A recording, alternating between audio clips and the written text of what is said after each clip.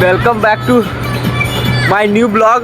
तो होलिका दहन के लिए गाइज मैं आप लोग को दिखा रहा था कि मस्त एकदम बन रहा था, तो वो पूरा बन के कंप्लीट हो गया। पहले तो टूट गया था, पूरा बन के कंप्लीट हो गया। मैं आप लोग को दिखाता हूँ, ये देखिए गाइज, ये कितना मस्त एकदम बन के कंप्लीट हुआ है, पूरा एकदम मस्त। उधर टायर जब हम घर में नहीं थे तब ये पूरा भयानक एकदम बन के कंप्लीट हुआ है। पूरा चारों तरफ से एकदम मस्त दिख रहा है और पूरा मस्त एकदम। अभी हम लोग जलाएंगे इसको 12 बजे और वहाँ पे भैया लोग पूरा खड़े होकर पूरा गाना बजा रहे हैं, पूरा डांस उन्स कर रहे हैं बहुत भयानक टाइप से। यहाँ पे गाना वाना बज रहा है और बहुत भयानक डांस हो रहा है और यहाँ पे है। तो जब ये जलेगा तब उस समय का शूट करेंगे गाइस। तो बनवा नहीं दिया, यहाँ पे देखो जल रहा है,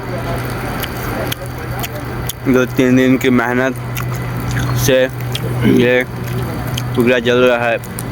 मेहनत करने वाले सब इधर खड़े होकर सब देख रहे गाइस। देखिए होलिका दहन